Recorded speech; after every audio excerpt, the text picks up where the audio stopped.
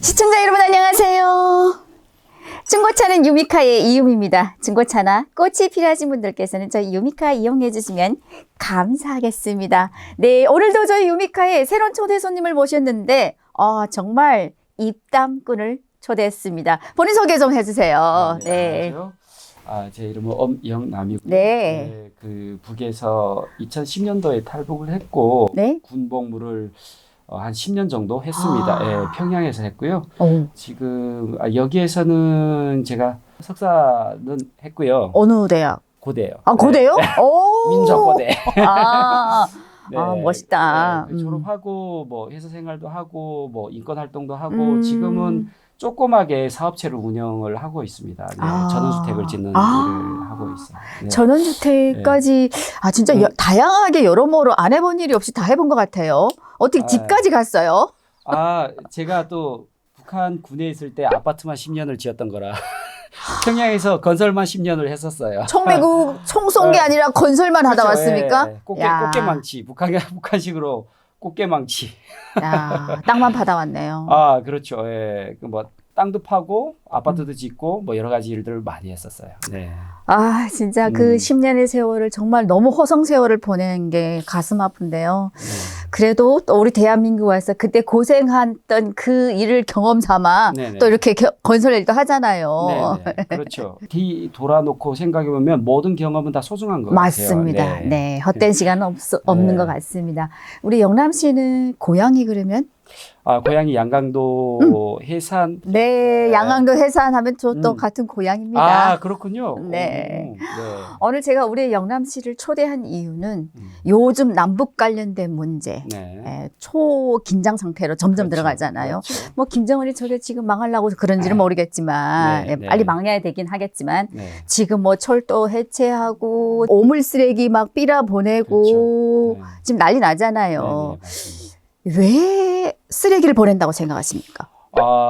일단은 이 오물 쓰레기를 보내는 행위 자체가 북한 역사상 처음 있는 일이거든요. 그러니까 김일성이나 김정일이 때도 뭐 남한에 원래 적대적이긴 했지만 오물까지는 보내진 않았어요. 그러니까 반대로 말하면 그만큼 북한이 막바지에 갔다는 거로 해석이 되는 거고, 그리고 오물 쓰레기를 보낸다는 얘기는 거꾸로 말하면 오물 쓰레기밖에 보낼 수밖에 없으니까 그걸 한다는 거고, 왜냐하면 과거 연평도 포격처럼 군사도발을 했다고 가정을 했을 때 그때의 상황과 지금의 상황은 너무나도 다르거든요. 군사력 차이도 정말 많이 차이 나고 그래서 사실상 오물 쓰레기밖에 대안이 없기 때문에 보내는 게 어찌 보면 북한의 궁색한 처지를 보여주는 거고, 그리고 이거는 조금 큰 범위인데 북한에서 최근에 적대적 두 국가론이라고 해가지고 남한은 다른 나라, 다른 나라라고 적대 국가이고 다른 나라,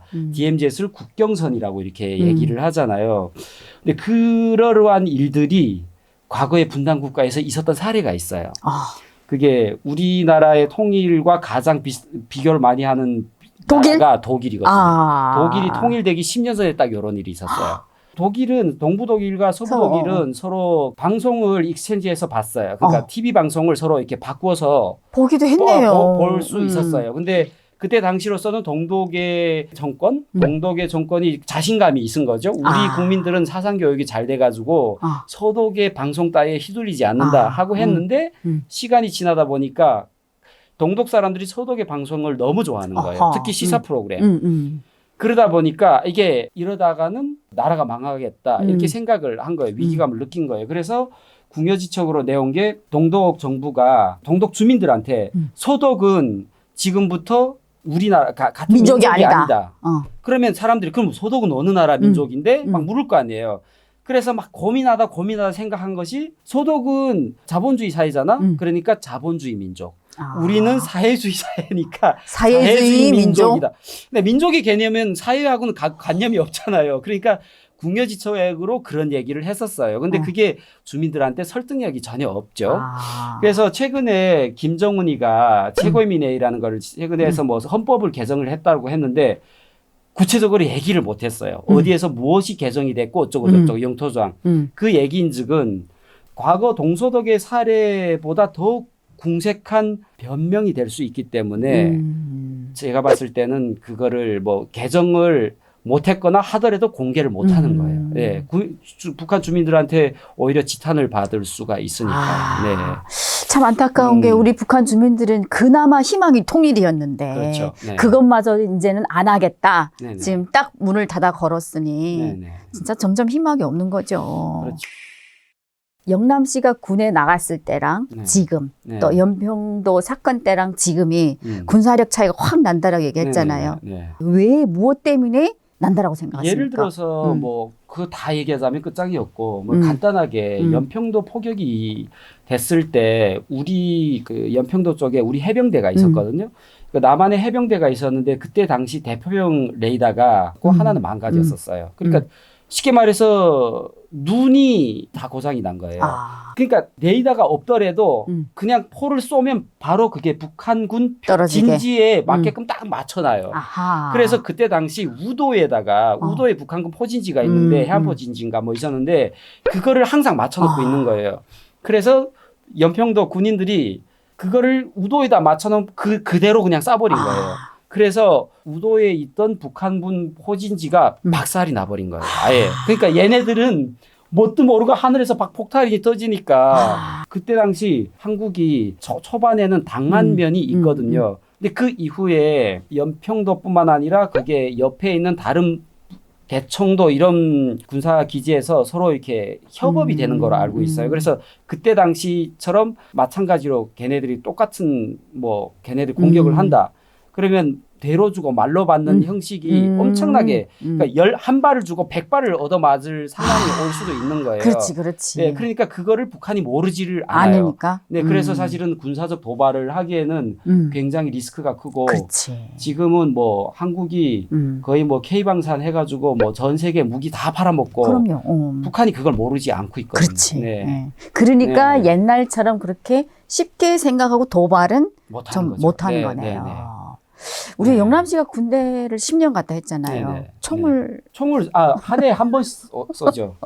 훈련 기간이 2달 있는데 저희는 1년에 2달? 예, 1년에 2달. 그러니까 그거는 전문 훈련 구분대는 아마 6개월 정도 있고 저희는 뭐 일단 후방 부대니까 평양에는 건설 부대이다 보니까 하기 훈련이라는 것도 있는데 하기 훈련은 사실상 없고 동기 훈련 그냥 2달이에요. 12월 달부터 2월 달까지 해서 3개월인데 사실상 1월 달까지면 그냥 훈련 2달이면 끝나요.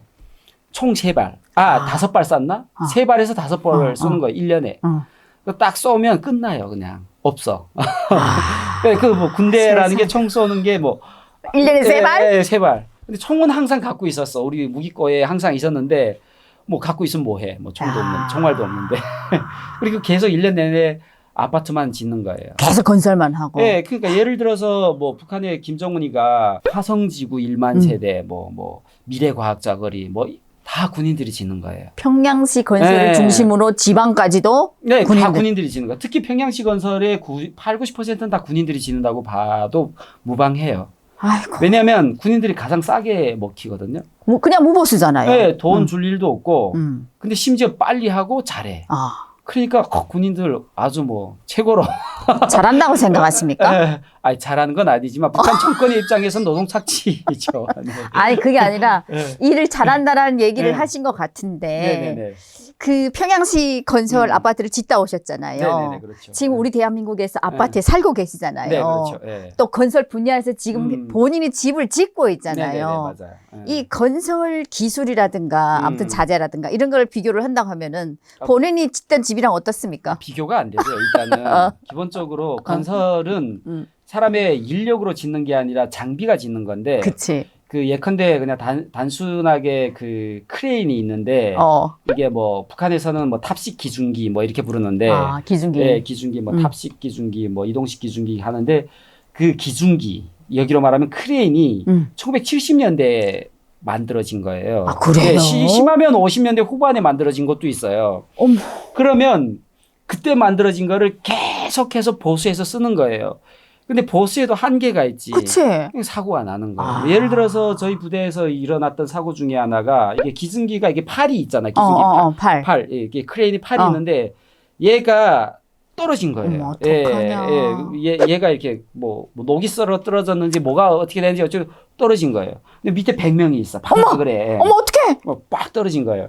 근데 운이 참 좋은 거죠. 한 아. 사람이 딱 죽었어. 아이고야 다행이다. 그러니까 떨어질 때 갑자기 팍 떨어지는 게 아니라 그게 뭐 서서 그 와이어가 있으니까 와이어가 이렇게 땅땅 끊어지는 소리가 들리거든요. 그러니까 밑에서 뭐 기중기 팔이 떨어진다고 누군가 소리를 쳤어요. 막 도망쳤는데 근데 얘는 참 안타까운 것이 얘는 그냥 가만히 있어도 안 죽을 건데 도망친다고 도망쳤는데 떨어졌네. 떨어진 쪽에 딱 간 거예요. 그래가지고 걔가 군복무 5년 차였었는데 하사 여기로 말하면 하사 계급이었는데 사망했죠. 네, 너무 슬프더라고요. 근데 그런 일이 많이 있어요. 북한에서는. 그리고 개인 안전 보호구락에서 안전 모자, 안전 신발, 그리고 뭐 안전 장갑, 뭐 안전 보호 안경 일단 전무하다고 보면 되고 없어요. 예, 안전모 같은 게 가끔씩 있긴 한데 거의 보여주기식이고 없어요. 장비가 부족해 맨손으로 작업을 하고 있지만